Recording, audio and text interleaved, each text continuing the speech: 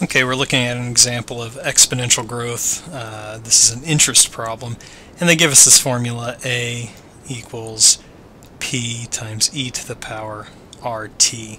So sometimes we call this the formula for computing interest, or computing the value of an investment when interest is compounded continuously. Okay, well, if you just change a few of the letters, it looks just like the other exponential growth models you see in the section. We have something we're computing, which is a number times e to a power, a number times t.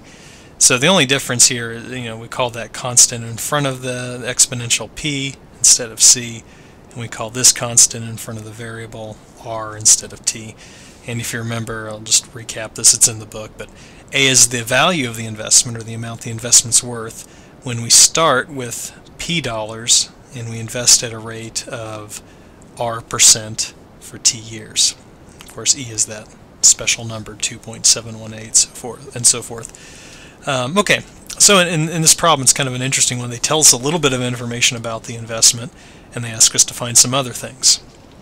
Okay, so what they've told us here, if you look, they say the initial investment's $750, and they say it takes 8 years to double, and they ask us to find a few other things. Okay, well, we might as well go ahead and write down this formula as we know it right now. We know that A is equal to 750 times e to the power RT, okay? Because for this investment, the initial investment is $750, okay? That's what P will be throughout the entire problem, okay? Now, they could have given us the rate and then asked us to find the time to double, or done a lot of different things, but they told us it takes 8 years to double the investment, and they want us to find some other things, including the annual rate. Okay, well, let's find that first. So the fact that it takes 8 years to double the investment, we can actually use that to find something here. So, how do we use this 8 years to double? Okay, that's some information that we know about this exponential growing function, this investment. Well, we know that after 8 years, okay, so when t is 8, the value of the investment will be twice what it is to start. So instead of $750, it'll be worth $1,500. Okay, and that happens after 8 years. Okay, so if you look at this equation, and remember e is a number, it's not a variable, the only thing we don't know in this equation is r. Okay, so we can actually solve this equation for r. Okay, we just divide both sides by 750. Okay, of course 1,500 over 750 is 2. Okay, so 2 is equal to e to the power 8r. And if we want to solve for r, again, we have to take the natural log of both sides. I'll bring that up here. Okay, that gives us, okay, remember, natural log and e to a power cancel. So we get 8r equals natural log of 2. So r is going to be equal to natural log of 2 over 8. So in this problem, we can go ahead and find that. So I'll go to the calculator.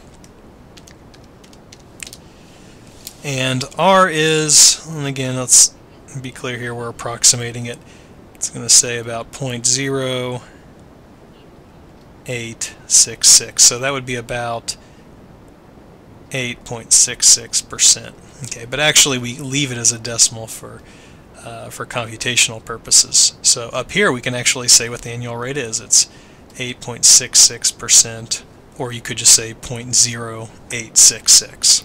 Okay. Okay, now that we have that annual rate, we can answer the last two questions pretty easily. Because if you think about it, what we've done is we now know the formula for computing the value of the investment really completely. We know that the amount, the value of the investment, is going to be 750 times e to the power RT. Okay, but we know r now. It's 0.0866. Okay, so if you look at the next question, how much is this investment worth in 10 years? Okay, well, the next part of the problem is, the amount in 10 years. That's just asking us to find A when t is 10. So the answer there is something we can find pretty directly now. We just take 750 times e to the power 0.0866 times 10. Okay, now before we found r, we wouldn't have been able to compute this, but the fact, we can just go on the calculator now and get a decimal answer. So let's see what we get when we type this in.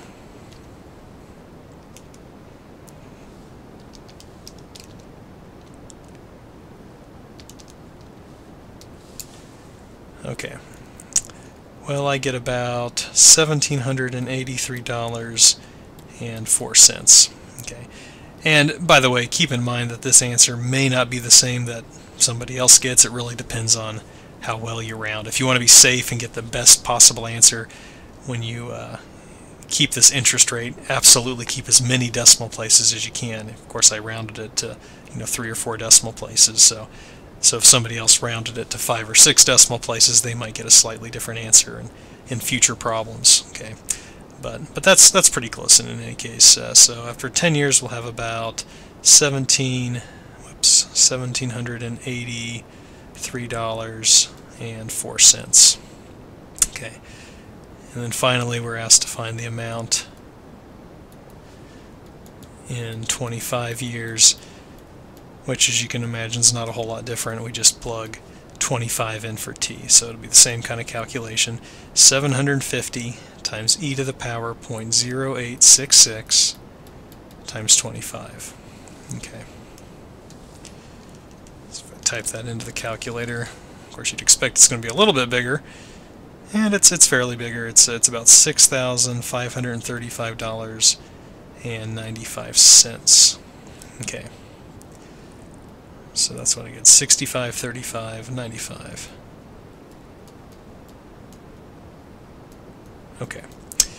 Okay, so that seems to be good enough. But again, I'll just mention this one more time that in these problems, you're always going to do better the more digits you keep in your answers. If we rounded that interest rate to 7 or 8 decimal places, we would get them a much more precise answer for the amount in a few years. If somebody had done this problem and just rounded the interest rate to 9%, rounding it pretty to the nearest percent, that's losing a little bit of precision. So their values for the next 2 parts would be off by a little bit as well. So it's always a good idea to keep at least 3 or 4 digits in a calculation.